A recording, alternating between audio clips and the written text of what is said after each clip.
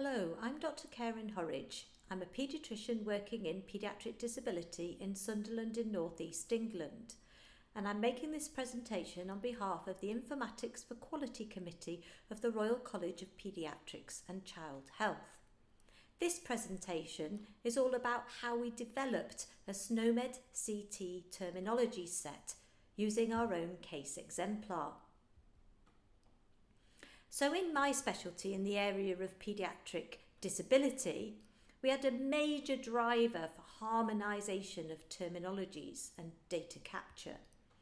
We were challenged back in 2012 by the then National Clinical Director for Children and Young People. Why in this 21st century, in this fifth richest nation in the world, do we still not know who, where, or how many disabled children and young people there are, leave alone what their multifaceted needs are? Chastened by this call to arms, we looked out for a range of opportunities and seized them as they came along.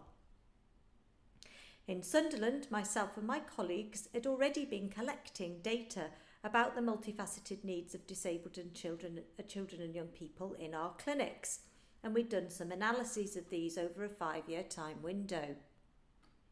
This fed into the Academy of Medical Royal College's SNOMED-CT project, which spanned all medical and surgical specialties and encouraged teams to look at how they would develop their top 100 codes and terms that would be useful in their specialty areas to describe what they did.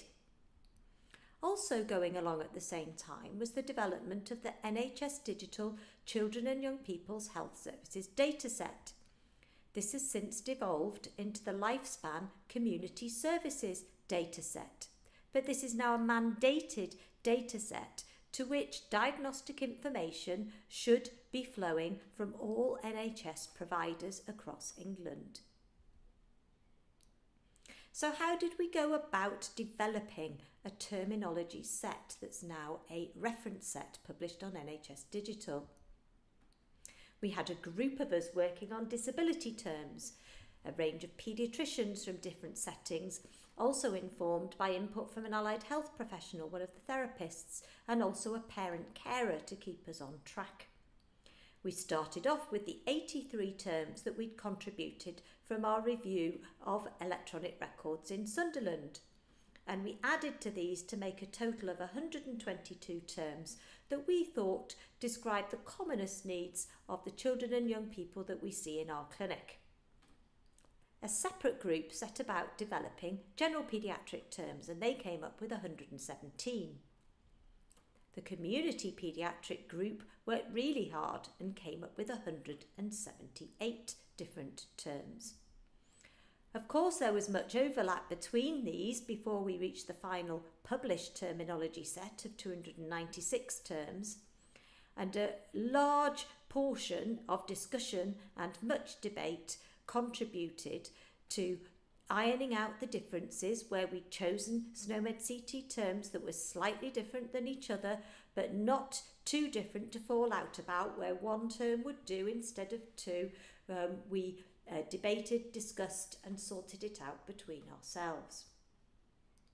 In this endeavour, the input of parent carers was extremely important, and they celebrated their involvement by producing a report about the work, which is available on the website of the National Network of Parent Carer Forums.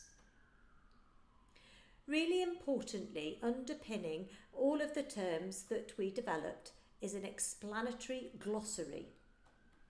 This describes exactly what each term means and what we mean by what we say, and this can be found on the website of the British Academy of Childhood Disability via the link on this slide. When we developed this, we seized yet another opportunity because the Children and Families Act 2014 was coming into force, which involved education, health and care planning, and colleagues were beginning to scratch their heads about how best to consider outcomes and actions as they contributed to education, health and care plans. So as we described each of the 296 terms in our glossary, we made some suggestions as a team as to what our fellow clinicians might want to reflect on and think about when they were developing outcomes and actions.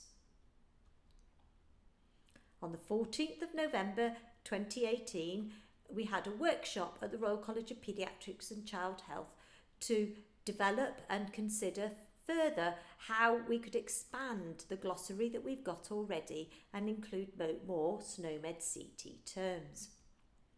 At the workshop, we presented and discussed all the work that's been done in this area to date. I presented a year's worth of data that we've captured at the point of care in Sunderland, and we discussed this.